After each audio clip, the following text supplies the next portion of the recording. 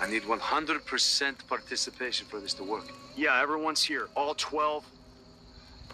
11. 11 of us. What's the plan? Well, as you know, Jesus is dead. But stick with me, okay? Stick with me.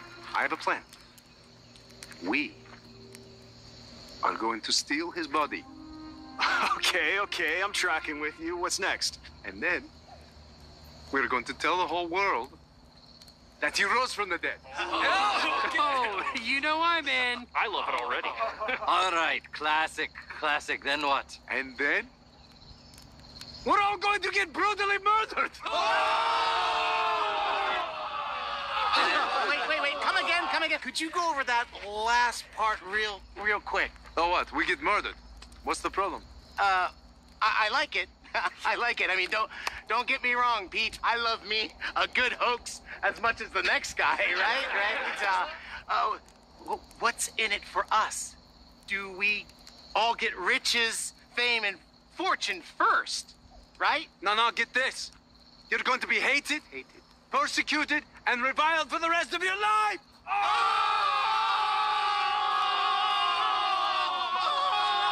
Okay, guys. Okay, fellas. Look, I gotta be missing something here, right?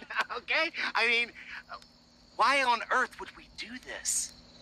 Can we start over? Oh, okay. We'll start from the beginning. Everybody for John, the beloved disciple. So, okay.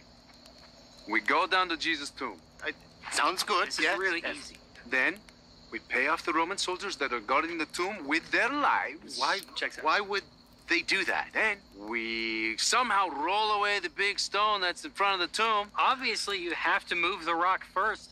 Duh. And then we steal his body. Yeah, I mean, I guess. Then we tell the whole world that he rose from the dead, and we get brutally murdered for our troubles. Epic break, bro.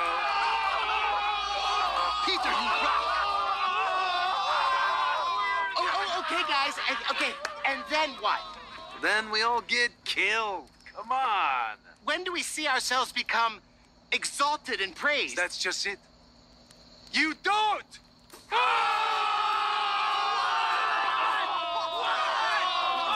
What is happening?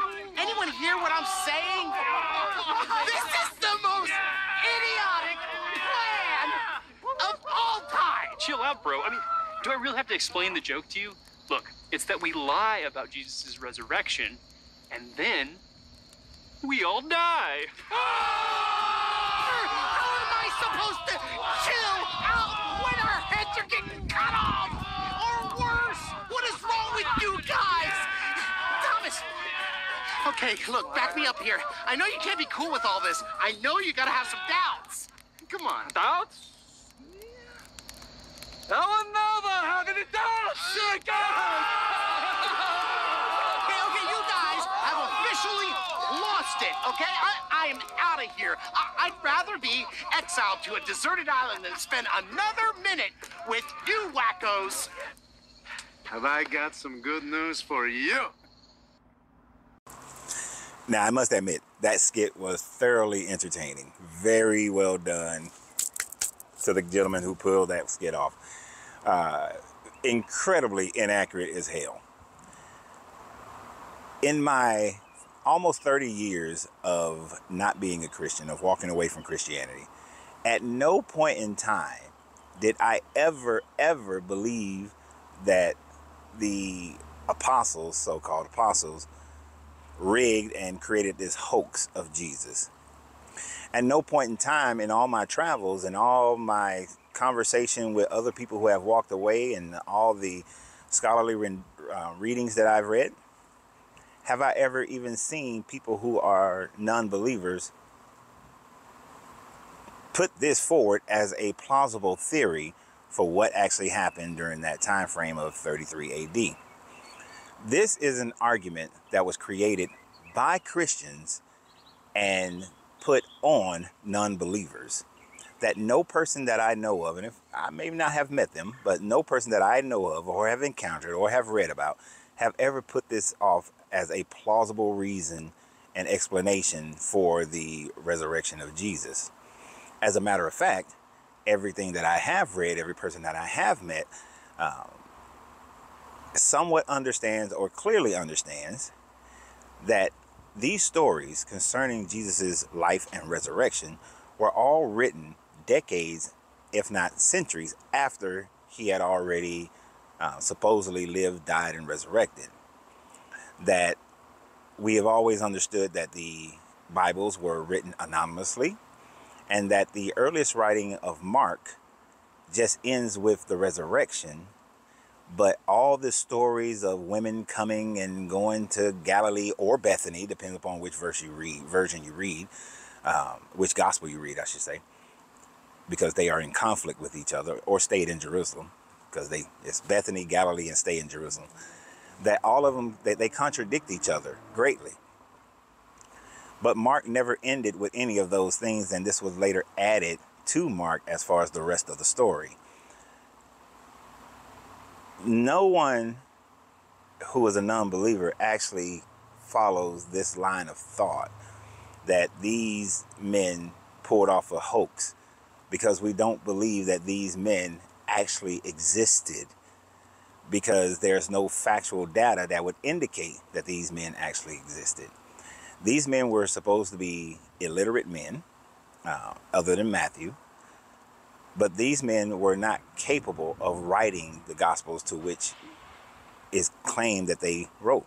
As a matter of fact, it wasn't until about 200 years after these events supposedly happened that the names Matthew, Mark, Luke, and John were actually added to these Gospels. That these were things that later Christian fathers decided to add these names, these Greek names, to these gentlemen, to these writings, in order to validate that these were the apostles. So we know that they didn't write one blessed thing. We know that there weren't any eyewitnesses to anything that supposedly occurred. We know that even though they claim to have been eyewitnesses, they differ in where Matthew says there was an earthquake and no other gospel says that there was an earthquake. And the other gospel or if there is one, the others completely omit the fact that there's an earthquake. Now, how do you omit an earthquake? How do you omit an eclipse? Where were the angels? Some descended and moved the rock, and that was witnessed. Others didn't see a rock being moved. The rock was already moved. The angels were outside. The angels were inside. The angel was sitting at the foot of the bench. The angels were standing. There's so many different variations to this story that it lends itself that if they were eyewitnesses, they couldn't get their story straight. So for Peter's big plan, and he needed 100% participation, except for Judas, because we know what happened to him. We don't know what happened to him. Did he hang himself, or did he fall and bust his head and stomach open? We don't know. Did he buy the field, or did the priest buy the field? We don't know. The stories are conflicting. But no non-Christian actually believes that Jesus actually lived and died and resurrected, and that it was a big hoax that was put on by the apostles.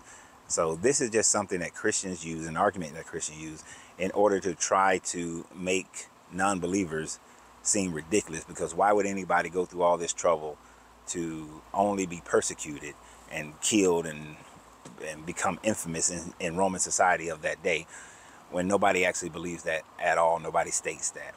And as far as them getting all their accolades, they certainly after the 2nd century began to get their accolades because they were made up characters. You may as well have been reading about the Minions, or reading about the Greek mythology or the Kemetic mythology or any other mythology that involves these humans making great sacrifice for the love of their belief. It's easy to write that people suffered for belief and created a belief and did these things, when the actual people that you're writing about never existed. So there's no harm, no foul. But you Christians keep on trying to make arguments that we don't even make. So you have a great day. And remember always, you have to free yourself to be yourself, because your greatness is non-negotiable. Good journey, good vibrations.